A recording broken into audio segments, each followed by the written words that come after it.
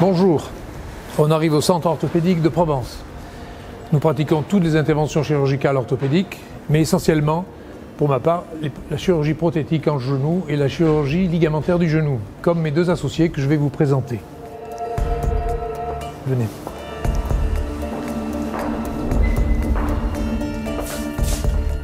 Anthony Bloch. Salut Philippe. Guillaume Blanc. Venez. Après avoir fait connaissance avec l'intégralité des associés du Centre orthopédique de Provence, retrouvons le chirurgien Philippe Calas pour un entretien exclusif sur le thème de la prothèse de genou. Alors la prothèse de genou est une intervention qui est devenue routinière actuellement. Il s'en pose plus de 50 à 60 000 par an en France. On doit avoir de bons résultats, une prothèse doit rendre service, faire disparaître la douleur. Avant l'opération, l'indication opératoire est primordiale. Quelle prothèse mettre à qui? C'est un bilan préopératoire rigoureux avec des radiographies bien faites et qui nous permettent de faire le choix et de dire oui, on va mettre une prothèse totale de genou à cette personne. La prothèse de genou est faite pour réparer un genou abîmé. La plupart du temps, c'est de l'arthrose. Ça peut être aussi après un accident, après un traumatisme, après une déformation du genou, après des fractures ouvertes ou des fractures fermées. Pratiquement tout le monde a à peu près la même technique. Après, il y a une question d'habitude. Le principe, les techniques opératoires des prothèses totales genou se ressemblent beaucoup. Il faut, avec l'habitude, sur une radiographie, on sait à peu près quelle est la prothèse et d'où elle vient, de quelle société. Mais le principe est le même, c'est de réséquer les parties usées du tibia en bas et du fémur en haut, et de mettre deux pièces qui vont remplacer ces parties abîmées, comme on met une couronne sur une dent abîmée, c'est le même principe. Donc on a des instruments de coupe qui permettent de faire des chanfreins, ce que l'on appelle pour couper le haut du fémur et mettre une pièce qui sera cette pièce définitive au bas du fémur malade, et de même au sommet du tibia. Et entre les deux, il y aura une pièce en polyéthylène qui va remplacer tout ce qui est cartilage et ménisque qui n'existe plus.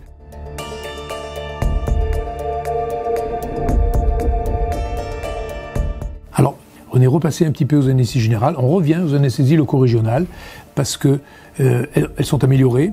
On fait des anesthésies sensitives avec des échographes en salle d'opération par l'anesthésiste, ce qui ne se faisait pas avant.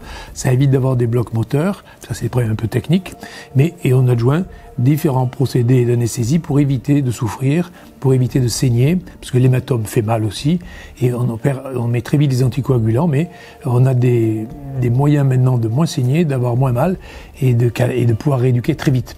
Et surtout, on s'est aperçu que psychologiquement, on lève les gens le soir de l'opération maintenant, ce qui fait que le lever du lendemain est beaucoup plus facile.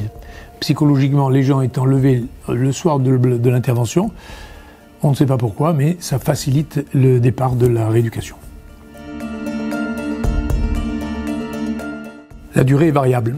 Dans les congrès, habituellement, on limite un petit peu les statistiques des interventions qui dureraient entre 1 heure et 1 heure 3/4. C'est vrai qu'avec une grande habitude, on peut descendre en dessous d'1 heure, et avec peu d'habitude ou plusieurs opérateurs, on peut dépasser 1h30, 2 heures. Mais en gros, une prothèse totale de genou doit se situer entre 1 heure et 1 heure et quart. La convalescence, actuellement, on appelle ce qu'on appelle la RAC, c'est-à-dire une hospitalisation de court terme. Avant, une prothèse de genou restait facilement 1 semaine, voire plus, hospitalisée. On est passé à 1 semaine, on est passé à 5 jours. Actuellement, on est à 4 jours. On pourrait aller plus vite, mais il faut faire une hospitalisation à domicile ou autre. Après, soit les gens vont dans un centre de rééducation, soit ils vont chez eux.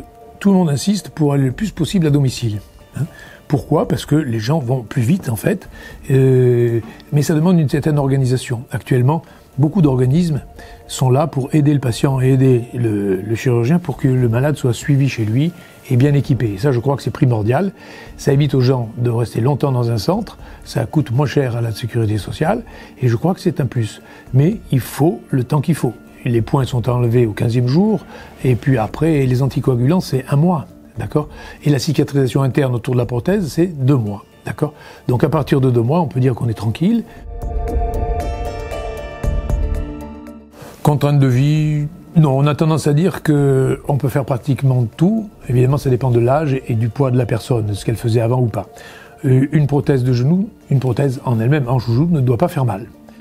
On arrive à faire une vie très correcte, il y en a beaucoup qui randonnent, j'ai des sujets assez jeunes qui continuent à jouer au tennis et à faire des randonnées ou à faire du ski. Hein.